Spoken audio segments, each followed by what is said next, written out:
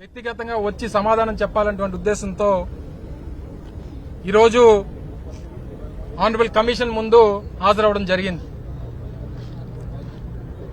జరిగినటువంటి దాంట్లో ప్రధానమైనటువంటి 2-3 అంశాలని ఆనరబుల్ కమిషన్ మా ముందు పెట్టడం, దానికి మేము ఇవ్వాల్సినటువంటి వివరణ కూడా వారికి ఇవ్వడం జరిగింది. మొదటగా గడిచినటువంటి 12వ తారీఖున రాష్ట్ర వ్యాప్తంగా జరిగినటువంటి వెన్నుపోటుకు 2 ఏళ్ల కార్యక్రమానికి ఆ కార్యక్రమంలో పాల్గొన్నటువంటి క్రమంలో చోడవరం నియోజకవర్గంలో ప్రజలను ఉద్దేశిస్తూ మాట్లాడినటువంటి సందర్భంలో నేను చేసినటువంటి వ్యాఖ్యల్ని దాని మీద ఆనరబుల్ కమిషన్ సుమోటోగా తీసుకొని వాటి మీద వివరణ సమాధానం కోరడానికి ఈరోజు నన్ను పిలవడం జరిగింది. అందులో ప్రధానంగా 3 అంశాలని, ఒకటి నేను మేకప్ మంత్రి అన్నానన్నటువంటిది, దాని మీద మీరు ఏ వివరణ ఇస్తారో అనేటువంటి మాట వారు కోరడం, దాంతోపాటు ఇది యావత్ మహిళా లోకాన్ని కించపరిచినట్టుగా దీన్ని భావించవచ్చా అనేటువంటి విషయాన్ని వారు అడగడం జరిగింది. నేను గతంలో కూడా ఆ సభ అయిన తర్వాత అనేక వేదికల మీద కూడా నేను చెప్పడం జరిగింది. దాన్ని తెలుగుదేశం పార్టీ ఒక ఫ్యాబ్రికేటెడ్ ఉద్యమాన్ని తీసుకుని వచ్చి దళితులని, మహిళలని, యావత్ మహిళా లోకాన్ని కించపరిచినట్టుగా మాట్లాడానని లేనిపోయినటువంటి తప్పుడు ప్రచారాన్ని చేసి ఒక ఫ్యాబ్రికేటెడ్ ఉద్యమాన్ని నడిపించేటువంటి కార్యక్రమం చేశారు. సో వారికి నేను ఇచ్చినటువంటి సమాధానం, నేను చేసినటువంటి వ్యాఖ్య ఒక పొలిటికల్ సెటైర్ మాత్రమే. గతంలో వారు నా మీద చేసినటువంటి వ్యాఖ్యలు, మా నాయకుడి మీద చేసినటువంటి వ్యాఖ్యలు అనేక సందర్భాల్లో మా నాయకత్వాన్ని, మా నాయకుల్ని ప్రొవోకేట్ చేస్తూ, ఏకవచనంతో సంబోధిస్తూ ఇష్టం వచ్చినటువంటి మాటలు మాట్లాడుతూ ఉన్నారు. మేము కూడా ఓపిక పట్టాం. దాదాపు 4.5 సంవత్సరాల నుంచి ఇష్టం వచ్చినటువంటి మాటలు నేను గతంలో మంత్రిగా ఉన్నప్పుడు గాని, మా నాయకులు జగన్మోహన్ రెడ్డి గారు ముఖ్యమంత్రిగా ఉన్నప్పుడు గాని, వారు గత 2 ఏళ్ల క్రితం వారు అధికారంలోకి వచ్చిన తర్వాత, వారు మంత్రి అయిన తర్వాత గాని ఇష్టం వచ్చినట్టుగా నోరు పారేసుకునేటువంటి కార్యక్రమం చేస్తారు. మనిషిగా నాకు కూడా సహనం, ఓపిక ఉంటాయి. మా నాయకులకి సహనం, ఓపిక ఉంటాయి. వారికి ధైర్యం చెప్పాల్సినటువంటి బాధ్యత మా మీద ఉంది.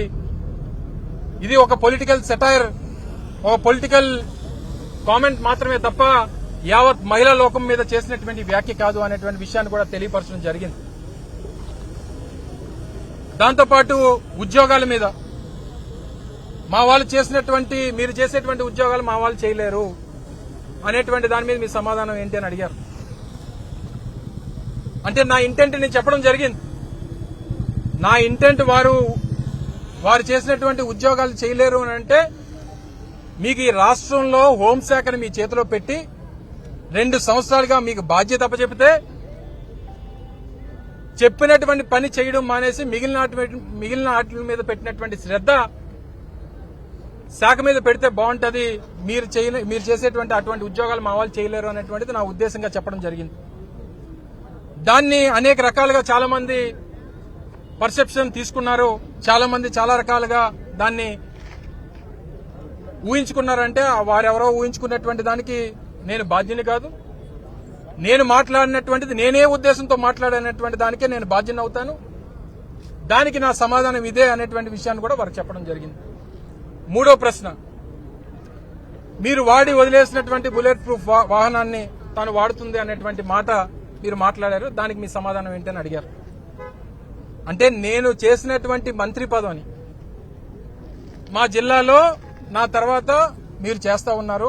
మీకంటే ముందు నేను మంత్రిగా పనిచేశాను. మీరు నాకు పాఠాలు నేర్పించాల్సినటువంటి పని లేదు. నేను వాడి వదిలేసినటువంటి కారుని మీరు వాడుతున్నారన్న దాంట్లో తప్పే ఉంది. అది పొలిటికల్ స్టేట్మెంటే, పొలిటికల్ సెటైరే. దీంట్లో మహిళల్ని కించపరిచేటువంటి వ్యాఖ్యలు ఎక్కడున్నాయి?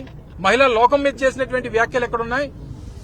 యావత్ మహిళలందరూ కూడా దీంట్లో ఇబ్బంది పడినటువంటి సందర్భాలు ఏమున్నాయి అనేటువంటిది నాకు వ్యక్తిగతంగా కనిపించట్లేదు అనేటువంటి మాట వారికి చెప్పడం జరిగింది.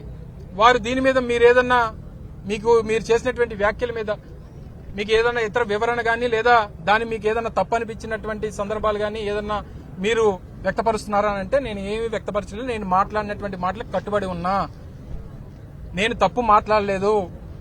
నేను వెనక్కి తీసుకోవాల్సినటువంటి అవసరం లేదు. మీరు ఎవరెవరో తెలుగుదేశం పార్టీకి సంబంధించినటువంటి ఇది వారితో చెప్పినటువంటి మాట కాదు, మీకు చెప్తా ఉన్నా. తెలుగుదేశం పార్టీయో కూటమి పార్టీకి సంబంధించినటువంటి నాయకులు వారు ఊహించుకున్నటువంటి వాటన్నిటికీ నేను సమాధానం చెప్పాల్సినటువంటి పని లేదు. నేను మాట్లాడినటువంటి మాటలకు మాత్రమే నేను సమాధానం చెప్తా. నేను ఏ ఉద్దేశంతో మాట్లాడానో సమాధానం చెప్తా. అంతే తప్ప అన్నింటికీ మీరేవో అపార్థాలు చేసుకొని మీరేదో అర్థాలు తీసుకొని దానికి సమాధానం చెప్పంటే నేను చెప్పాల్సినటువంటి పని నాకు లేదు.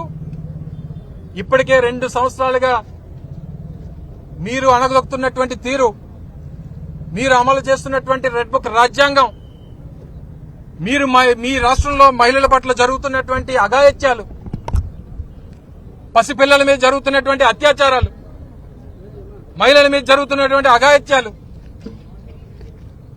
వీటన్నిటినీ చూసుకోవాల్సినటువంటి హోమ్ డిపార్ట్మెంట్ అవి చూసుకోవడం మానేసి రాజకీయంగా మీరు 100 అంటే మేము 1 అంటే మీకు బాధ వచ్చిందా? మీకు కష్టం వచ్చిందా? ఇప్పుడు ఒక ఫ్యాబ్రికేటెడ్ ఉద్యమాన్ని తీసుకొని వచ్చి దాని మీద రాష్ట్రంలో మహిళలందరూ కూడా బాధపడతా ఉన్నారు. చెప్పనండి, ఒక్క మహిళని బయటకు వచ్చి తెలుగుదేశం పార్టీలు కాకుండా మిగిలిన ఒకరిని చెప్పమనండి ఎవరికి బాధ వచ్చిందో.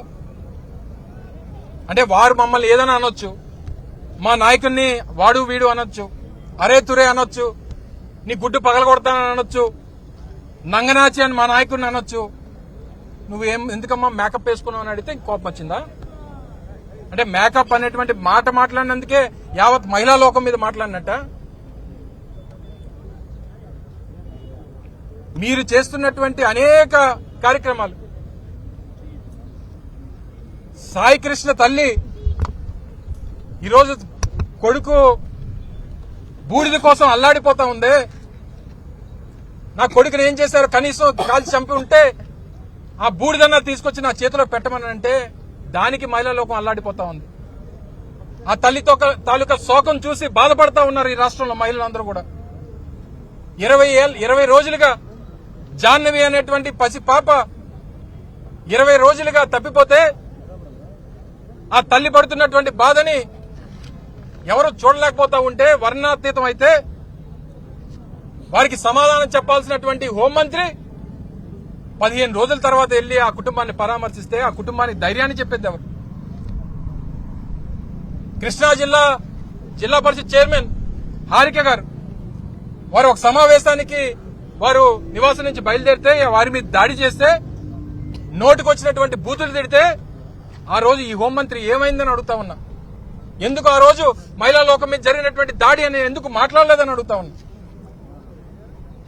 అరవ శ్రీధర్ అనేటువంటి ఒక ఎమ్మెల్యే ఒక మహిళని మోసం చేసి 5 సార్లు అబార్షన్ చేసి చివరికి వారి పార్టీ నాయకులతో కర్రతో లాఠీతో నడి రోడ్డు మీద కొడతా ఉంటే మాట్లాడినటువంటి ఈ హోంమంత్రి, ఈ ప్రభుత్వం మిమ్మల్ని మేకప్ అంటే మీకు బాధ పొడుచుకొచ్చిందా? ఈరోజు లాకప్ డెత్ గురించి, తప్పిపోయినటువంటి పిల్లల గురించి ఈరోజు డిప్యూటీ సీఎంగా ఉన్నటువంటి పవన్ కళ్యాణ్ గారు మొన్న మాట్లాడుతూ ఉన్నారు. హోంమంత్రి కూడా మీరు విమర్శిస్తారా అని. మీరు మా మీద ఆ రోజు చేసినటువంటి విమర్శలు, ఈ రాష్ట్రంలో ఆ రోజు ఉన్నటువంటి వాలంటీర్లు రెక్కీ చేసి 30,000 మంది మహిళలు మిస్సింగ్ కి కారకులైనటువంటి వారిని అధికారంలోకి వచ్చిన తర్వాత తిరిగి తీసుకొస్తామని చెప్పి మాటిచ్చారే. అధికారంలోకి వచ్చి 24 మాసాలు సగం మీ పరిపాలన ముగిసిపోతా ఉందే. ఈ 30,000 మందిలో ఎంతమందిని తిరిగి తీసుకొచ్చారని అడుగుతా ఉన్నా. నిన్న డిప్యూటీ స్పీకర్ మాట్లాడతారు, నేను ఏదైనా కంప్లైంట్ ఇస్తే పవన్ కళ్యాణ్ గారు హోంమంత్రి అయిన తర్వాత ఇస్తాను అంటే ఏంటి అర్థం? ఇప్పుడు ఉన్నటువంటి హోంమంత్రి చేతకాని వ్యక్తి అనేటువంటిది మాట కాదా అని అడుగుతా ఉన్నా. అదే పవన్ కళ్యాణ్ గారు మొన్న కాకినాడలో ఏం మాట్లాడారు? హోంమంత్రి నేను కాకపోవడం ఈ రాష్ట్రంలో ఉన్నటువంటి క్రిమినల్ అదృష్టం అంటే ఏంటి అర్థం? మీ మీ డిప్యూటీ సీఎం, మీ డిప్యూటీ స్పీకర్, మీ పార్టీలో, మీ అధికార పార్టీలో ఉన్నటువంటి నాయకులే మా హోంమంత్రి చేతకాని వ్యక్తి అని చెప్తా ఉంటే ఇంకా సిగ్గు రాలేదా అని అడుగుతా ఉన్నా. ఇన్ని రకాలైనటువంటి విషయాలన్నీ వదిలిపెట్టి తల్లి తాలూకా శోకం మర్చిపోయారు. కనబడినటువంటి కూతురు కోసం ఎదురు చూస్తున్నటువంటి ఆ తల్లి తాలూకా బాధ చూడలేకపోయారు.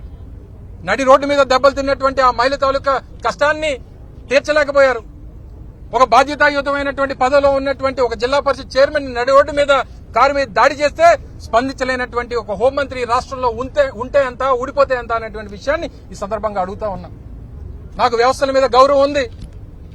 వ్యవస్థల మీద ఉన్నటువంటి గౌరవంతో ఈ రోజు ఆనరబుల్ కమిషన్ ముందు హాజరయ్యాను. చెప్పాల్సినటువంటి విషయాలని చెప్పాను. లిఖితపూర్వకంగా ఇవ్వాల్సినటువంటి సమాధానం మా సీనియర్ కౌన్సిల్ సుధాకర్ రెడ్డి గారు సమర్పించడం జరిగింది.